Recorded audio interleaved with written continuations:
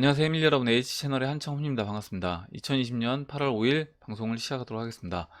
먼저 댓글로 좋은 의견과 질문, 정보 공유해 주신 분들에게 감사 말씀드리고, 오늘 순서는 차트로 금선물, 비트 도미넌스, XRP BTC 차트와 달러 차트 같이 보고요. 내용으로 네테라 게테라 업데이트, 그리고 두 번째로 틱톡 이슈에 대해서 이야기를 해보고, 세 번째로 1944년도 브레튼 우드 체제 전에 금 강제 매입처럼 그 XRP를 또 이제 강제로 이제 매입할 수 있지 않느냐, 뭐 이제 그런 질문들이 있어서 그 부분에 대해서 답변을 드리도록 하고, 네 번째로 신규 상장 코인 매매 시에 주의할 점 말씀을 드리고, 다섯 번째로 제가 이제 좋은 글귀가 있어서 그 부분을 마지막으로 말씀드리고 마무리하도록 하겠습니다. 그러면 먼저 이제 금 선물 차트부터 보도록 할게요. 2034달러로 지난번 이제 2000달러 돌파하고 계속해서 상승세를 이제 이어나가고 있는데, 지금 그 지난 2011년도 전고점이 이 보시면 1920달러 정도 이 라인을 돌파하고 그 이후에 이제 계속 상승을 해주고 있어요. 지난번 이 채널 4분의 3 라인 넘고 올라오면서 제가 이제 뭐라고 말씀드렸냐면, 이 2011년도 고점 넘기 전에 한번 맞고 떨어져서 이 채널 4분의 3 라인에서 이제 지지를 받고 올라가든지, 아니면 한 번에 돌파를 하고 그 다음에 이제 쉬었다가 다시 상승해주는 그런 이제 그림으로 진행될 것 같다, 이렇게 이제 말씀을 드렸는데, 우선 이제 두 번째 방향으로 이제 진행이 되고 있고, 그러면 이렇게 이제 보시면 될 것 같아요. 여기 지금 2000 언제죠? 2006년도 이때 보시면 채널 4분의 1 라인 넘고 한번 크게 이제 상승을 해줍니다. 상승해주고 올라오고 있는 이 20주선까지 눌러주고 그 다음에 이제 상승했어요. 그래서 단기간에 이 채널 그 중반까지 이렇게 이제 올라와 줬는데, 지금도 저는 이제 이런 방향으로 진행될 수 있다, 이런 형태로 진행될 수 있다, 이렇게 이제 보고, 그러면 이 그 2011년도 고점 넘어가고 지금 이제 20주선과 이제 이격이 좀 벌어져 있습니다. 그래서 20주선과 이격 벌어진 부분, 그리고 이제 직전 고점이었던 이 1924달러를 돌파한 부분, 그래서 여기서 이제 만약에 조정을 준다라고 하면 올라오는 20주 이평선 그 정도 자리까지 한번 눌러주고 그 다음에 다시 추가 상승해서 이 채널 상단부까지, 지금 보시면 이 채널 상단부인 한 2700달러까지 좀 빠른 시간 안에 올라가는 그런 그림으로 진행될 거라고 봅니다. 이렇게 이제 금 차트 간단하게 설명을 드리고, 다음으로 비트코인 차트 보도록 할게요. 비트코인 11,162달러로 죄송합니다.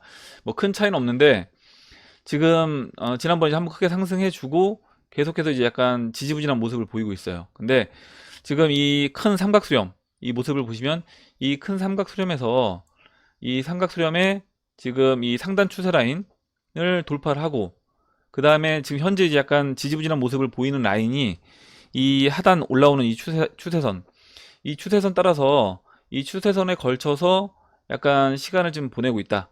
이 시간을 보내는 게 지금 보시면 일봉에서 이 빨간색 21일 평선이 올라올 때까지 비트코인도 마찬가지로 지금 돌파시키고, 이 큰 삼각수렴 돌파시키고 지금 이 추세 라인에서 이렇게 지지를 받으면서 기다리고 있다. 그래서 이제 21일 평선 올라오면서 다시 이제 상승을 해 줄 것으로 이제 봅니다. 그리고 이제 일봉에서 이평선들이 20, 50, 120, 200일, 360일 이렇게 완전히 다 정비되어 있기 때문에 이 부분도 앞으로 장기적으로 좀 상승 그림으로 이제 진행되는데 좋은 영향을 줄 거라고 봐요. 그리고 지금 비트코인이 뭐 주도적으로 이 시장을 끌고 가진 않지만, 알트코인들이 이제 올라가면서 그 알트코인들 상승하면서 나온 유동성, 거기서 이제 매도를 한 사람들이 나온 돈들이 아직 올라가지 않은 종목들로 이제 돈이 들어간다라고 하면, 만약에 이제 비트코인이 좀 지지부진한 모습을 보인다고 하더라도 비트코인으로도 어느 정도 돈이 들어오면서 비트코인도 같이 이제 끌어당겨주는 그런 형태로 진행될 거라고 봅니다. 이렇게 이제 보고, 다음으로 이제 도미넌스 차트 볼게요.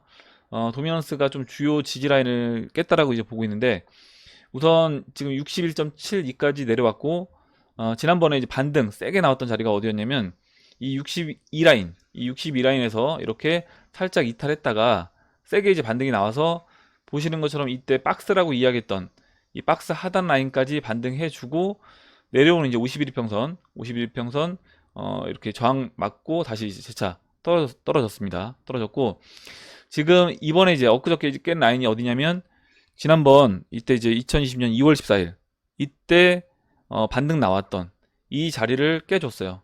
이때 한 번 반등 나오고 두 번 이렇게 반등 나왔던 이 자리를 이제 깨줬고, 지금 이제 주봉에서 120주선이 지나가는 자리가 이때 이제 이 아래 꼬리가 왜곡인지 모르겠는데 이 아래 꼬리 터치하고 이제 올라왔던 이 59.6 라인, 이 라인이 주봉에서 이제 120주선이 지금 올라오고 있는 자리예요. 지금 이제 이건 일봉인데 주봉에서 이제 120주선이 이제 올라오면서 여기에서 한번 이제 반등이 나올 거냐.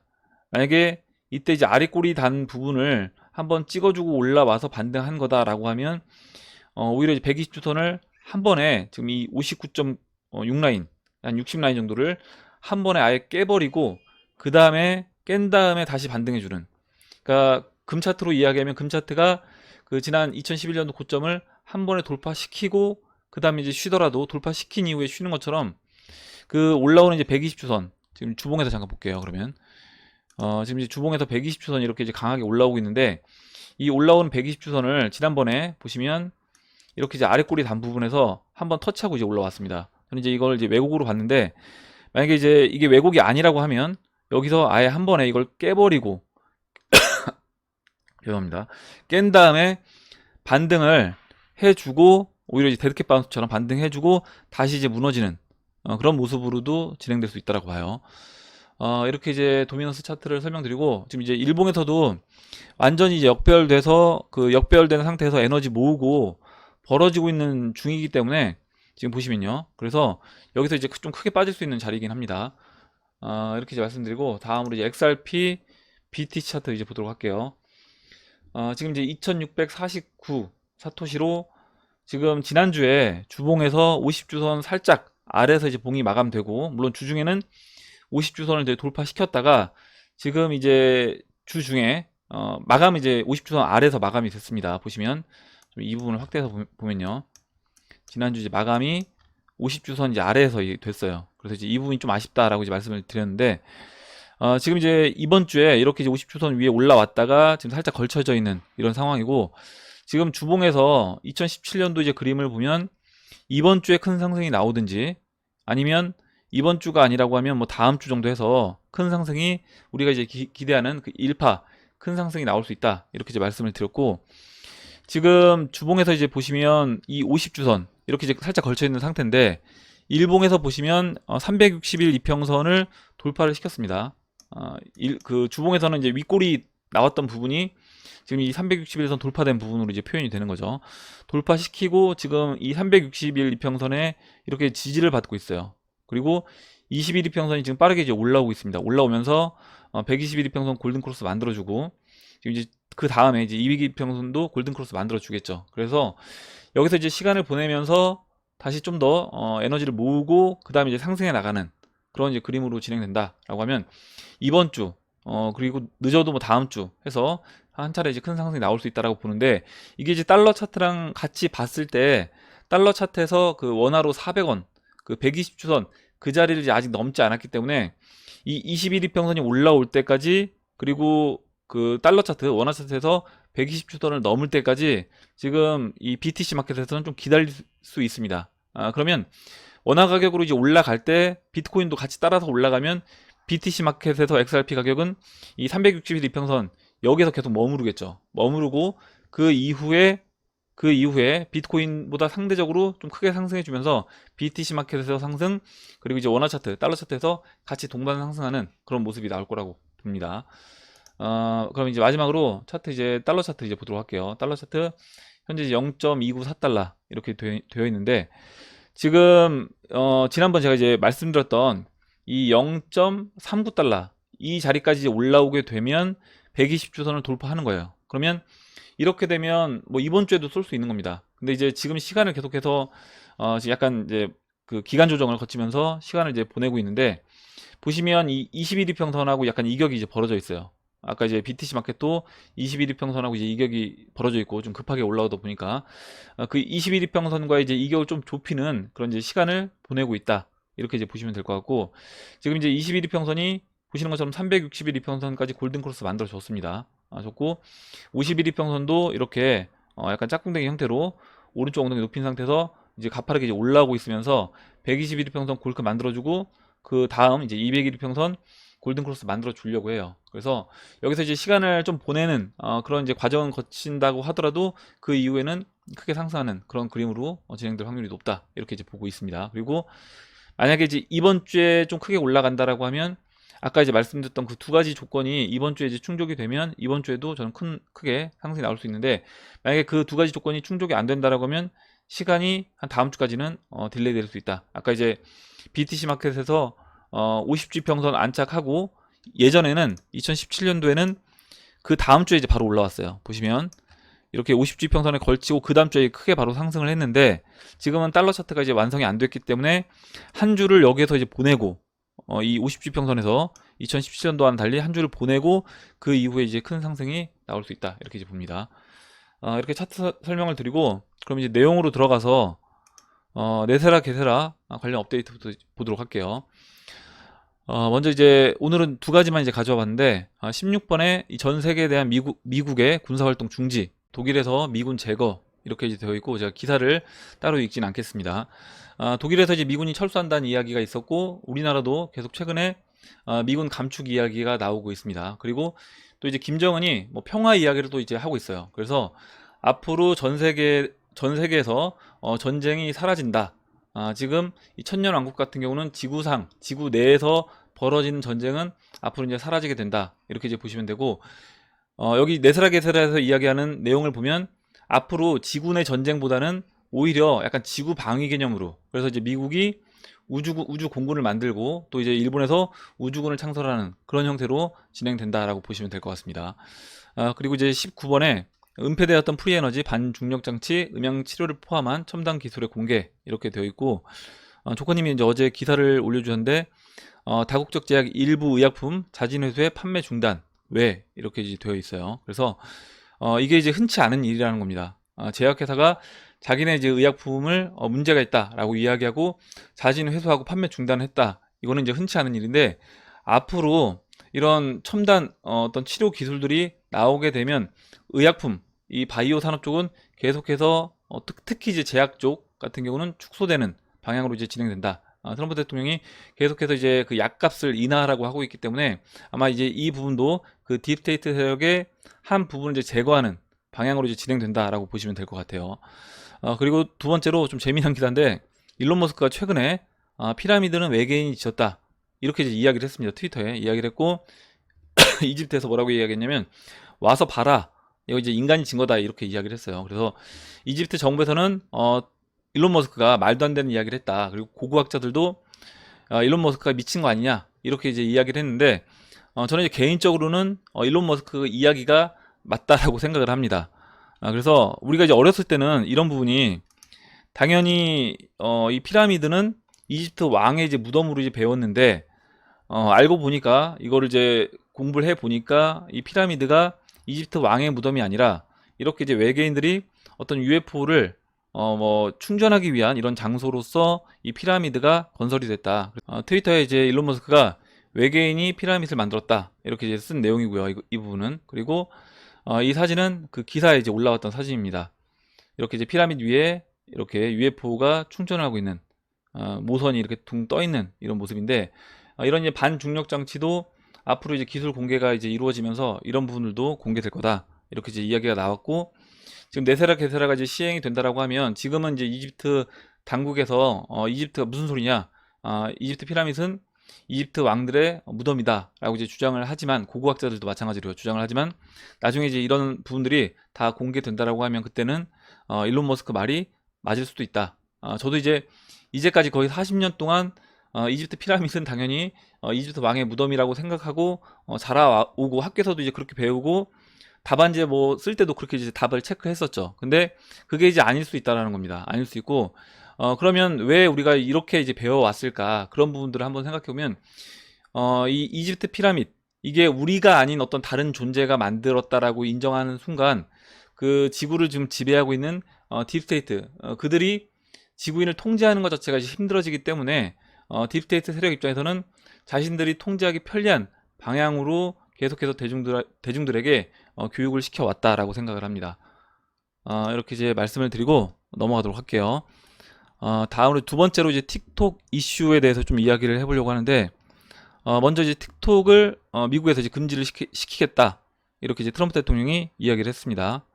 그래서 틱톡 사용 시에 미국 사용자 데이터가 중국 정부로 흘러간다는 이제 의혹을 꾸준히 이제 제기를 했고, 최근 트럼프 대통령이 6월 20일 오클라호마주 털사에서 선거 유세를 했는데, 대중들은 그때 이제 예매를 통해서 선거 유세장 신청을 하고 참석을 하게 됐어요. 근데 이제 그 과정에서 틱톡을 통해서 조직적으로 그 선거 유세장 좌석을 확보를 미리 해놓고 그 다음에 실제 선거 유세 때 가지 않았다라는 겁니다. 그러니까 노쇼를 했다라는 거죠. 그래서 선거 유세를 고의적으로 이제 하는데 주도적으로 이 틱톡이 사용이 되면서 트럼프 대통령이 틱톡 사용을 완전히 금지를 시켜야 되겠다라고 해서 행정명령을 이제 내렸습니다.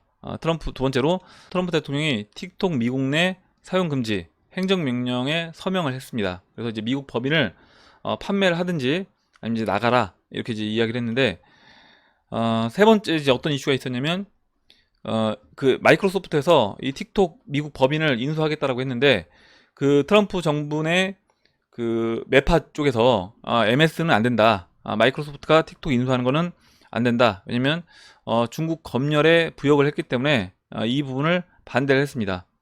MS는 중국 당국의 감시, 추적, 검열, 감금 등 방화벽을 구축을 도왔다는 이유로 그 매파들이 반대를 했는데, 마지막으로 이제 오늘 나온 기사인데, 트럼프 대통령이 이 중국 바이트댄스에 45일 내로 마이크로소프트에 이 틱톡 미국 내 법인을 넘기라고 이야기를 했습니다. 미국 회사로 미국 법인을 가져오게 됐고, 만약에 이제 인수를 하게 되면요, 그 빌 게이츠를 쫓아낸 마이크로소프트의 그 나델라 회장과의 면담을 통해서 이제 인수를 승인을 했는데, 저는 이제 이 부분을 어떻게 해석을 했냐면, 구글의 유튜브와 트위터, 페이스북의 사전 검열이 심각해 대형 SNS 중 전략적으로 이용 가치가 높은 틱톡을 이 마이크로소프트가 인수하게 하고, 그 틱톡을 이용해서 오히려 선거 전에 트럼프 대통령이 이제 사용하려는 것이 트럼프 대통령의 어떤 전략으로 보인다, 이렇게 이제 보고 있습니다. 지금 구글 유튜브 같은 경우도 최근에 보면 그 없던 게 생겼어요. 뭐냐면 사전 그 영상을 다 모니터링 합니다. 검열을 해요. 검열하고, 트위터도 마찬가지로 지난번에 그 큐아논 계정들을 싹 삭제를 한 번에 했습니다. 페이스북도 마찬가지라고 보면 지금 이 대형 SNS들이 대부분 이 민주당 딥스테이트 세력의 어떤 하수인 역할을 하고 있다라는 거죠. 그래서 이런 부분에서 트럼프 대통령이 하나라도 대형 SNS 중에 하나라도 트럼프 대통령이 좀 이용할 수 있는 그런 쪽으로 삼기 위해서 아예 그 마이크로소프트의 나델라 회장과의 면담을 통해서 이 그 틱톡을 인수하게끔 승인을 한 게 아닐까, 이렇게 이제 보고 있고, 지금 마이크로소프트 같은 경우는 이제 빌 게이츠가 있긴 했는데, 빌 게이츠가 3월 15일인가에 그 마이크로소프트에서 나왔습니다. 나오면서 마이크로소프트의 어떤 영향력, 그 빌 게이츠의 영향력을 충분히 트럼프 대통령 입장에서는 이제 뺐다라고 판단했기 때문에 저는 이렇게 하지 않았을까, 개인적으로 이제 그렇게 생각을 해봤습니다. 이렇게 이제 말씀을 드리고, 다음 보도록 할게요. 다음으로 세 번째로 1944년 브레튼 우주 체제 발표 전에 미국 정부에서 금을 강제로 매입한 것처럼 XRP를 이번에도 근본위로 넘어가기 전에 강제로 매입할 수 있을까, 이제 이 부분에 대해서 걱정하시는 분들이 계시고 또 이제 질문을 해주셔서 제 생각을 좀 정리를 해서 말씀을 드리려고 합니다. 우선 그 1944년도 그때 어떤 일이 있었냐면, 1온스당 35달러로 가치 기준을 그 발표하기 전에 1온스당 20달러의 미 정부에서 개인들이 갖고 있던 금을 개인들이 이제 보관하지 못하게 행정명령을 내리고 20달러 이제 매입을 했어요. 그래서 그럼 이제 이와 같은 일이 지금도 일어날 수 있지 않냐, 그렇게 될 수 있지 않을까, 이런 부분도 이제 걱정을 하시고, 저도 이제 이 부분에 대해서 좀 생각을 해봤습니다. 과연 이번에도 그렇게 이제 할 수 있을까 생각을 해봤는데, 이번에는 이제 그렇게 하지 않을 거라고 저는 이제 개인적으로는 결론을 내렸어요. 그 이유에 대해서 이야기를 이제 드려보면, 1900년대 초에 그 당시 미국 정부가 그럼 왜 이렇게 했을까를 생각해 보면, 개인들이 보유한 금을 정부가 원하는 만큼 회수하는 게 쉽지 않았기 때문에 이렇게 했을 거라고 생각합니다. 정부가 개인들이 갖고 있는 금을 가져오기 위해서 행정명령, 개인들이 금을 보유할 수 없다라는 뭐 행정명령을 내리고, 또 금을 그 시중에 지금 거래되는 금액보다는 좀 더 이제 웃돈을 줘서 금을 이제 매입을 했다는 거죠. 20달러에. 그 전에 이제 1온스당 1달러 이제 거래됐던 금인데, 그거를 1온스당 20달러에 매입을 했다라는 겁니다. 그렇다라고 하면 지금은 여러 가지 전략, 그 AI가 이제 이 암호화폐의 어떤 가격 시세를 조정한다라고 하면, 이 여러 가지 전략을 이용해서 개인들이 보유한 XRP 물량을 자신들이 원하는 만큼 회수하는 것이 저는 가능해졌다. 그렇기 때문에 굳이 이 부분을 강제로 뺏어올 필요가 없다. 강제로 뺏는 게 아니라 그 시세 조정을 통해서 단계적으로 회수를 해 나가는 거다. 보통 이제 기관 뭐 매집이라고도 우리가 표현을 하는데, 바닥에서의 어떤 매집, 바닥에서 이제 기관들이 충분히 가격을 싸게 만들어 놓고 장시간 횡보를 시키면서 매집을 합니다. 그리고 상승 직전에 탑코인 펌핑으로 매도를 또 유도하죠. 왜냐면 이 시장에 참여하고 있는 사람들이 돈이 계속 뭐 쏟아지는 건 아니니까 결국에 내가 보유하고 있던 종목들 중에 좀 재미없는 지루한 종목들을 매도해서 펌핑이 나오는 그런 종목들로 들어가는 게 이제 보통입니다. 그러면 그런 식으로 탑코인으로 이제 유도를 하고, 그래서 이제 매도를 하게 만들고요. 그리고 또 상승하는 그 과정에서도 여러 번의 어떤 흔들기를 통해서 원하는 물량을 충분한 물량을 회수해 나갈 거다, 이렇게 이제 보고, 그러면 그 과정, 완전히 바닥에서 박박 기면서 횡보하는 그 기간, 그리고 한번 올라오기 직전에 다른 자발트들이 펌핑이 나오면서 그쪽에서 또 이제 회수를 해가는, 그래서 여러 단계로 개인들이 갖고 있는 XRP 물량을 회수를 할 거다. 1944년도에 이렇게 이제 금을 강제로 회수하는 것과는 다르게 이번에는 이와 같은 과정을 통해서 단계적으로 개인들이 갖고 있는 XRP 물량을 회수를 해 나갈 거고, 충분히 자신들이 원하는 만큼 회수가 됐다라고 하면 그때는 가격을 한 번에 이제 발표를 통해서 한 번에 가격을 올릴 수도 있다라고 생각을 합니다. 이렇게 이제 말씀을 드리고, 네 번째로 신규 상장 코인 매매 시의 주의점에 대해서 말씀을 드리도록 할게요. 지금 최근에 이제 업비트 예를 들어 본다라고 하면 신규 상장된 코인들이 뭐 아하, 스펜드, 테조스 테조스와 체인링크는 어제 이제 상장이 됐습니다. 워너마켓에 상장이 됐는데, 제가 이제 드리고 싶은 말씀은 뭐냐면, 물론 나는 이렇게 신규 상장되는 코인들 펌핑 나오는 거 잘 따라가서 매매하고 매수하고 그 다음에 빠지기 전에 잘 매도해서 나간다 라고 하는 분들은 그렇게 하시면 됩니다. 근데 대부분 분들이 막상 해보면 그렇지 않다. 거의 대부분 오히려 이제 코인 개수가 줄어들거나 돈을 잃는 경우가 많기 때문에 주의할 점을 이제 말씀을 드리려고 하고요. 뭐 잘 하시는 분들은 그냥 직접 하시면 되는 겁니다. 이 부분은 물론 이제 버는 분들도 계시기 때문에 그렇게 이제 돈을 버시는 분들은 하시면 되는데, 제가 이제 항상 그 레버리지 매매 말씀을 드릴 때, 레버리지로 돈을 벌어도 그게 이제 문제다. 왜냐면 돈을 벌게 되면 오히려 나중에 큰 돈이 들어갈 수 있고, 그 큰 돈이 들어갔을 때 한 번에 마진콜 당하면서 이제까지 어렵게 벌어놨던 그 돈을 한 번에 다 잃을 수 있다. 그래서 되도록이면 그 레버리지 거래 하지 말라고 이제 말씀을 드리고 있는 건데, 저는 이 신규 상장 펌핑하는 것도 뭐 레버리지까지는 아니라고 해도 어떻게 보면 같은 선상에 있지 않을까, 이렇게 이제 생각을 해요. 제가 이제 몇 가지 주의할 점을 정리를 해봤는데, 첫 번째로 신규 상장 코인 펌핑을 노리고 매수를 해서 성공을 하더라도 오히려 독이 될 수 있다. 이게 이제 어떻게 보면 가장 큰 문제라고 생각합니다. 한두 번 내가 매매를 해서 따라 들어가서 먹고 나올 수 있어요. 특히 상장되자마자 계속해서 이제 올라가는 코인들이 있습니다. 뭐 10배, 20배 이렇게 올라가는 코인들이 있는데, 그런 코인은 어느 타이밍에 들어가도 먹고 나올 수 있다는 거죠. 빠지기 직전까지는 먹고 나올 수 있습니다. 그러면 이렇게 그런 코인들에 내가 들어가서 돈을 벌게 되면, 몇 번 돈을 벌면 나중에는 큰 돈을, 이제까지 이렇게 원래는 뭐 10%만 하겠다라고 생각했던 것도 그게 아니라 뭐 50% 아니면 전 금액을 다 넣어서 몰빵을 할 수 있고, 그렇게 해서 이제 물렸을 때 오히려 내 포트폴리오가 완전히 망가지는 그런 경우가 발생되기 때문에, 되도록이면 이거는 벌어도 문제고 아예 접근을 안 하는 게 저는 개인적으로 좋다라고 생각합니다. 그래서 벌어도 위험하다. 처음에는 포트폴리오에서 작은 비중으로만 단타를 하다가 몇 번 성공을 하게 되면 전체 비중이 다 들어가게 된다. 마진 거래도 마찬가지입니다. 레버리지 거래도 처음에는 내가 갖고 있던 자산에서 뭐 10%만 하겠다라고 사람이 하지만, 하다 보면 뭐 하다가 계속 벌다가 한번 잃게 되면 또 오기가 생겨서 갖고 있던 나머지 자금을 또 이제 추가 투입하는 경우가 발생되기 때문에 아예 안 하는 게 전 좋다고 생각해요. 두 번째로, 매수를 하기 전에 현재 상장된 거래소에서의 매매 가격과 타 거래소와의 가격을 비교해보고 입출금 여부도 확인이 필요하다. 그러니까 지금 상장되는 코인이 완전히 그 해당 거래소에서 처음으로 신규 상장되는 코인이라고 하면 비교할 수가 없겠지만, 어제 이제 상장됐던 뭐 테조스라든가 체인링크 같은 경우는 이미 굉장히 이제 시총도 높은 코인이고, 이미 다른 거래소에서 거래가 활발히 되고 있던 그런 코인입니다. 그러면 내가 이걸 매수하기 전에 그 업비트에서 신규 상장이 됐다라고 하더라도, 매수하기 전에 다른 거래소에서 지금 거래되고 있는 가격을 체크를 하고 체크를 한 상태에서 그 가격과 비슷한지 그런 부분들을 확인해 보고요. 만약에 이제 그 가격보다 비싸다라고 하면 접근을 아예 안 하는 게 좋겠죠. 매수를 안 하는 게 좋고, 만약에 이제 입출금이 막혀 있는 경우에는 펌핑이 나오는 경우가 있습니다. 입출금이 막혀 있기 때문에 그때는 다른 거래소보다 비싸다고 하더라도 가격이 상승할 수 있는 요인은 있어요. 근데 입출금까지 풀려 있다라고 하면 그거는 정말 위험한 거다. 입출금이 풀려 있다는 거는 언제든지 가격이 바로 좁혀져서 다른 거래소 가격으로 내려올 수 있다. 그래서 어제 이제 그와 같은 일이 벌어졌습니다.